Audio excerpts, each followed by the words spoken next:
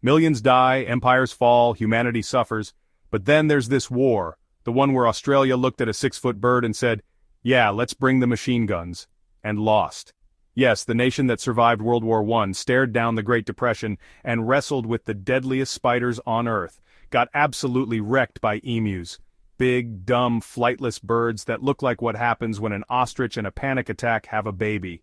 This is the story of the Great Emu War of 1932. Spoiler, humanity does not come out looking good. So here's the setup. It's the early 1930s, and Australia is already having a rough time. The Great Depression hit, wheat prices collapsed, and the government had told returning WBY soldiers, "Hey, thanks for the service. Here's a plot of land in the middle of nowhere. Grow some crops, make it work." And they tried. Except just as they were about to harvest their wheat, they faced a new enemy. Not drought, not locusts, not taxes. No, emus. 20,000 of them, migrating across Western Australia like feathered hooligans crashing a buffet. They trampled fences, devoured fields, and left the farmers broke, hungry, and deeply embarrassed that their worst nightmare was birds. Naturally, the farmers called the government, and the government responded with what can only be described as a hold my beer moment. They literally deployed the military, with machine guns, against birds. The operation was led by Major G.P.W. Meredith, who must have thought he'd drawn the worst assignment in the Australian Army.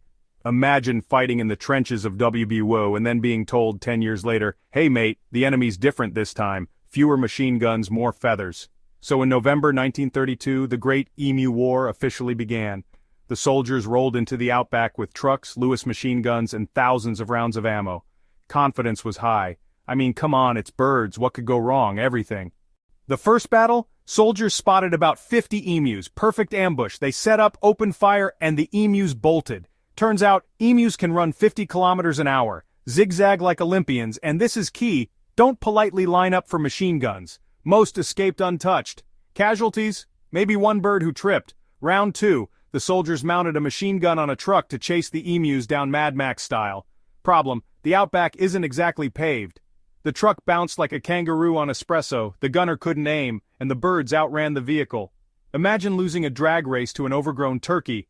Over the following weeks, the army fired thousands of rounds of ammunition. Confirmed kills? Fewer than 1,000 birds? That's less than 1 kill per 3 bullets. Meanwhile, the emus multiplied faster than the kill count. One soldier admitted the birds were splitting into small tactical units, as if they had a commander yelling, "Flank left, boys!" Another swore emus were basically bulletproof.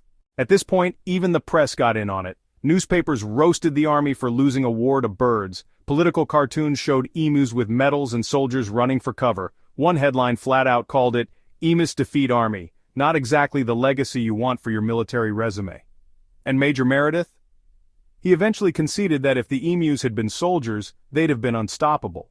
His actual quote, "If we had a military division with the bullet-carrying capacity of these birds, it would face any army in the world." That's not a joke. He literally praised the enemy's logistics. By December, the government gave up. They pulled the troops, declared the operation a failure, and left the farmers to fight their own battles. Official result, emus, 1, Australia, 0. Afterward, the government tried bounty systems, paying hunters per emu killed, which worked a little better. But by then, the damage to Australia's pride was permanent. To this day, the Emu War is remembered as one of the most ridiculous defeats in military history. And honestly, it makes sense. Humanity has conquered continents, invented nukes, and sent people to the moon. But give us 20,000 angry birds and suddenly, we're helpless. So the next time you're feeling useless, just remember, somewhere out there, a 6-foot bird outran a machine gun, and won. If this story blew your mind, or at least made you grateful your last dance challenge didn't kill you, share this video. Here on History's Greatest Moments, we bring you the wild, bizarre, and unbelievable stories the textbooks usually skip. So hit subscribe, smash that like button, and ring the bell so you won't miss the next insane twist of history. Because whether it's heroes, geniuses, or mass hysteria, if we don't tell these stories, who will?